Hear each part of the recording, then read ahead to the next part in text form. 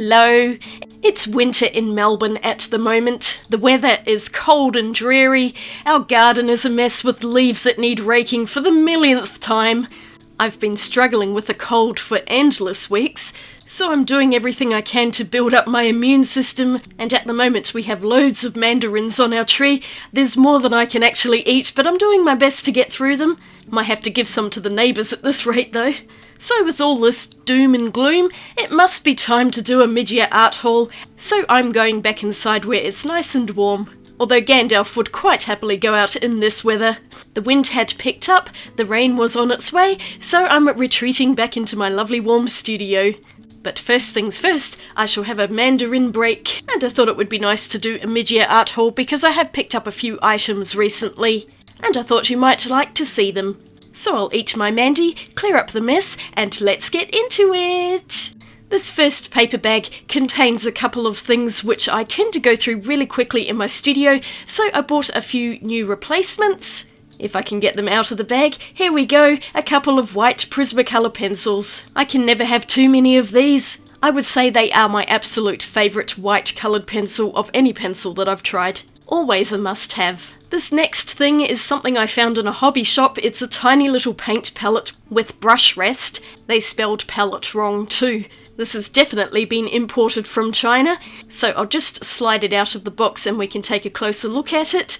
I'll probably keep that little circle of plastic I just pulled off there because that looks like a handy tray as well. It's quite a cute little palette. That lid doesn't click on though, it just sits on the top of it, but I did have an idea for this when I saw it, so I thought I'd buy one and try it out, see if it does what I want it to. Moving the packaging aside, and I have a tiny little set of Daniel Smith watercolours that I did do a video on quite a while ago, and it's that split primary set, so there's 2 yellows, 2 reds and 2 blues. I don't have a palette for these aside from this cheap little plastic thing, and it's not really that great, but I thought I could pour the paints into this little palette here and make a split primary set for myself. But then I remembered something else that I bought last year and completely forgot to show you, so I'll just push those aside. I bought this Daniel Smith secondary set. I don't even remember when I bought these, it was sometime last year I think, and I stuck them in my paint drawer and totally forgot about them. I've not even swatched the colours. It comes with quinacridone burnt orange, undersea green and carbazole violet.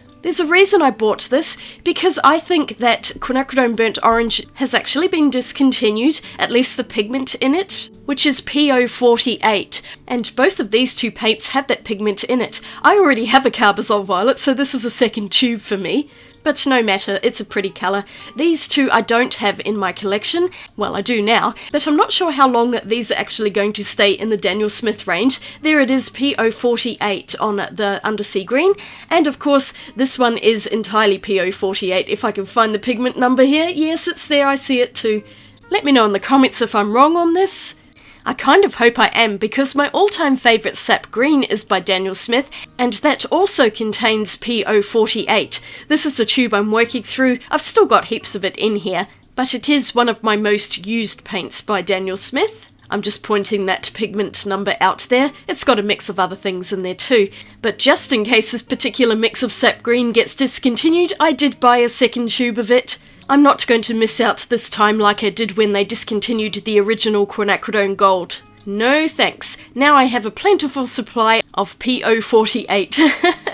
But I fell down a rabbit hole at this point, because now Daniel Smith's mixing set comes with Imperial Purple, Quinacridone Sienna and Sap Green. All 3 are different from the originals. But I found the original set on Amazon Australia, so I'll link it for you. And I had thought to get the primary set as well, so I could put all 6 colours into that little palette. Perylene Red, Hansa Yellow Medium and French Ultramarine. But then I found out they've also changed it to Carmine, Hansa Yellow Medium and Ultramarine Blue, so that would mean going out to buy quite a few new tubes, and they're very expensive. I would be interested to compare the old sets with the new sets, so maybe I will do this in the future, but just not right now. I think I'm just going to stick with my original plan and put the split primary set into this palette.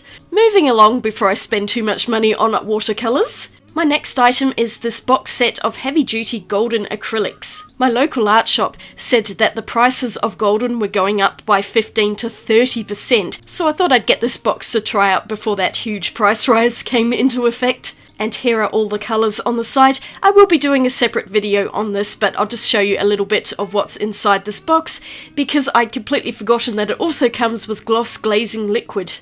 It says it right on the box too somewhere. Let me find that. Yep, down the bottom there.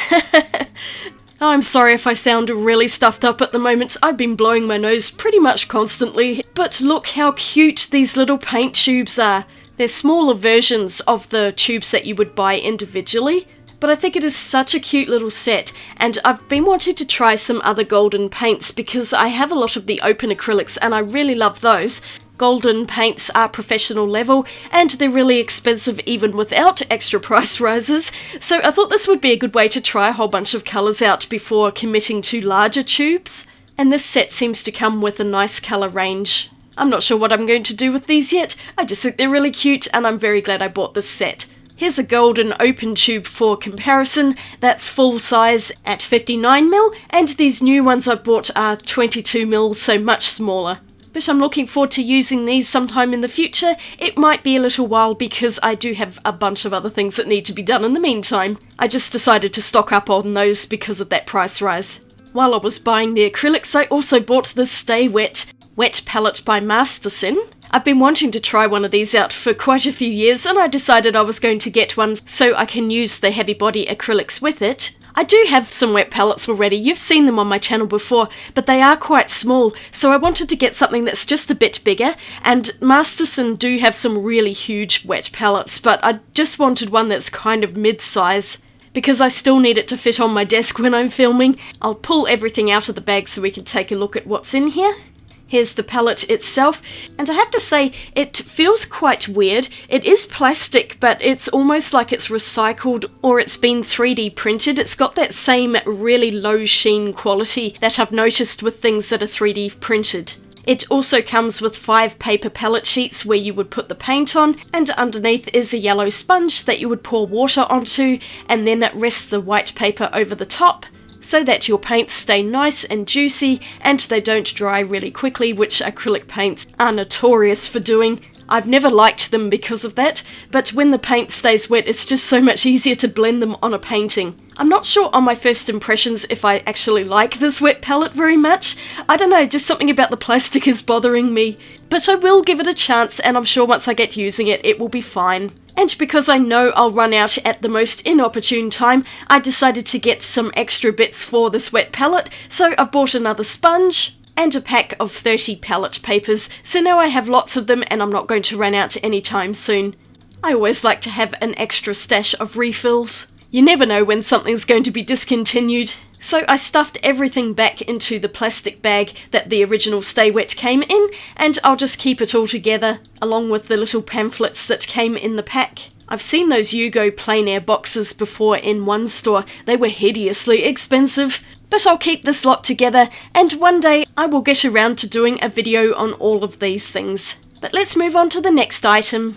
Pure Impulse Buy Pet Portraits Colouring Book. I saw this on Instagram and I looked on Amazon. It was only about $12, so I thought I'd buy it. It's got some really cute pictures in here, and I am going to do a proper flip through of this book along with colouring some of the pages in a future video very soon. I'm working on it as we speak. But the cover of this really won me over. Another little item that I just bought recently is this pencil case from Kiki K, which was on sale. It's a really big case and I thought it would come in handy for a future plan. And it also came with a free ruler, which just happens to fit in the pencil case as well. Because you know I totally need more pencil cases, but sometimes I just can't help myself. And I may actually take this one travelling with us, because we are planning a trip at the end of July. I'll talk about it more a bit nearer the time, but I've also bought this sketchbook which I think I'm going to take with me. It's a Bao 100% cotton, and I've used one of these before, so I know I like the paper. I'll show you the other sketchbook. It's a smaller version, but otherwise identical. This is the hot press version, and I filled half of this book. I took it to New Zealand with me a couple of years ago, and I only filled a few pages in it, so I just made it a general travel book. But this time around, we're planning to go away for 4 or 5 weeks, and I don't know if this would be enough for that trip. I'd rather just start a new book, but I'll show you some of the little paintings I've done in here. The paper's really beautiful and I love it with watercolours. One day I will finish this actual sketchbook as well. I might even take it with me just in case, but I think it's going to be an effort to fill the other sketchbook entirely as well. I'm not sure if that's going to happen, but that's fine. They don't all have to be filled immediately. I can work on this over time. I quite like the squishy cover on these books as well, so I guess we'll see in the future if I'm going to use this book on my trip. I'm still packing stuff and trying to decide what I want to take, but this is a strong contender for that. And if I don't use it for travel, I'll use it for something else because I really love these books, and this would be a nice one for the studio too.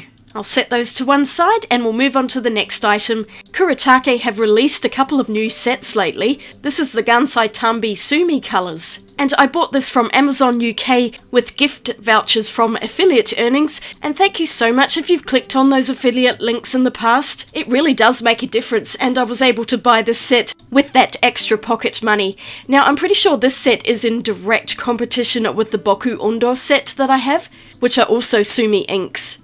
They have different colours, they all look black here. I'm going to do a separate video on these, and I think I might even do another video as well comparing the two sets directly. I did think about swatching them today, but no, I'm going to leave that one for a while. I also really want that granulating set that they've got out, but it is so hard to find. And it's also incredibly expensive here in Australia, so one day I'll get it, but not at the moment. I need to build up some more affiliate money. Makes a huge difference. And my last item is something I totally impulse bought, a colour wheel palette. I saw it in the art shop and just thought I need to have this. I don't know why, but I chose the option on the right that has more wells. 50 of them to be precise, the other one has 20, and you know I've got too many paints to fit in that.